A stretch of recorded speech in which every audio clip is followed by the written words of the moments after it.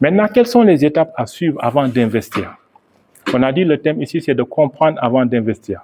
Les étapes à suivre, c'est très simple. La mise en garde. Il faut avoir une épargne de sécurité.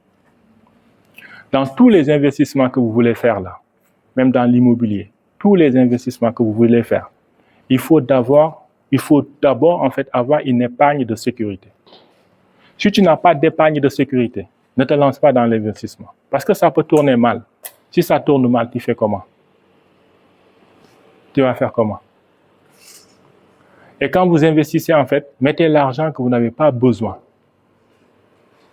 Mettez l'argent que vous n'avez pas besoin. Des fois, les gens, ils prennent l'argent de la tontine, ou l'argent du loyer, ou l'argent des enfants, ils vont investir. Si tu fais ça, tu ne dors pas la nuit. Parce que tu veux, en fait, un retour sur investissement le plus rapidement possible. Et les investissements, en fait, ça peut durer 2 mois, 3 mois, 4 mois, ou des années et des années. Pour que tu aies, en fait, un retour sur investissement. Donc, ne mettez pas l'argent dont vous avez besoin. Et il faut être patient. Attendez le temps.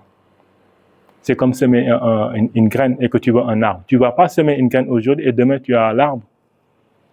Il faut du temps. L'investissement aussi, c'est pareil. Il faut du temps.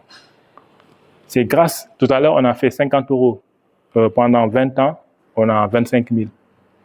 Donc, si tu veux avoir 25 000, il faut attendre 20 ans. Mais qui est patient, en fait, pour attendre jusqu'à 20 ans? Personne. Qui est patient pour attendre jusqu'à 20 ans? Quasiment personne, hein? Donc, voilà, si vous respectez ces principes-là, vous pouvez commencer à aller dans la bourse. Maintenant, qu'est-ce que vous allez acheter dans la bourse? Pour acheter quelque chose dans la bourse, il faut ouvrir un compte titre ou un PEA, plan d'épargne action. Si tu ouvres un compte titre, c'est comme ton compte courant, mais qui est dédié en fait pour acheter des actions ou des obligations. Tu vas voir ton banquier ou tu vas voir un broker, tu ouvres le compte titre. Une fois que tu as ouvert ton compte titre, ce qu'on conseille, c'est pour ça que je dis qu'investir en bourse, tu n'as pas besoin de connaître la bourse ou d'être un matheux. Tu mets chaque jour le même montant. Chaque mois, tu mets le même montant.